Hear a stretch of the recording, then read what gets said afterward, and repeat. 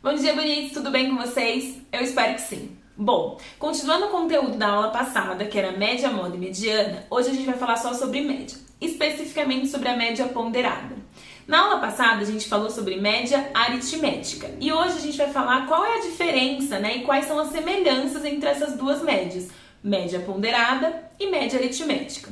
Primeiro, relembrando a aula passada, média aritmética é quando a gente pega todos os valores, soma todos eles e depois divide pela quantidade de valores que estavam ali.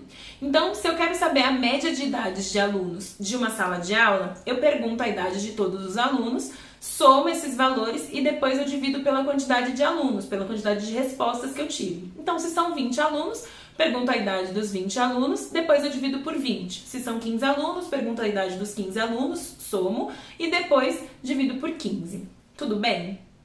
A média ponderada ela é mais ou menos assim, só que a gente junta os valores iguais. Normalmente a gente utiliza a média ponderada quando a gente está falando de salário de uma empresa, ou até idade, ou provas, média final de bimestre, tudo bem?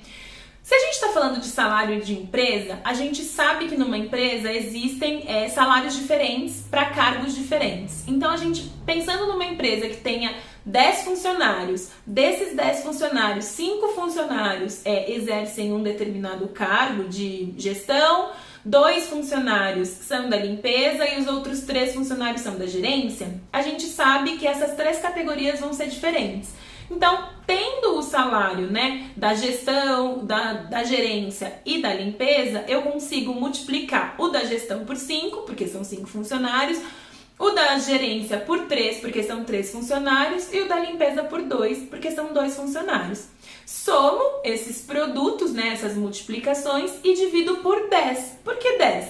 5 da gerência, 5 da gestão, 3 da gerência e 2 da limpeza, tá? Então, na média ponderada, a gente multiplica pelos ponderadores e depois divide pela soma dos ponderadores, tudo bem?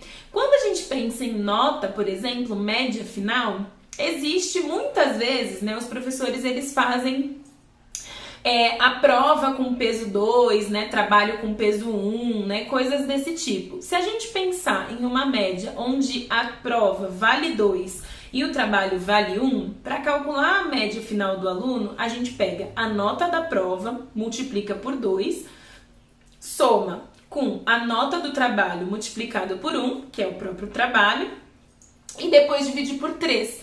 Por que por 3? Porque a prova vale 2 e o trabalho vale 1. Tudo bem? Então, a soma dos ponderadores. Então, é sempre assim, a gente multiplica cada valor pelo seu ponderador, soma e divide. Então, percebe que fica a mesma coisa da média aritmética? Se a gente fosse usar a média ponderada para calcular a média de idade dos alunos de uma sala de aula, seria possível.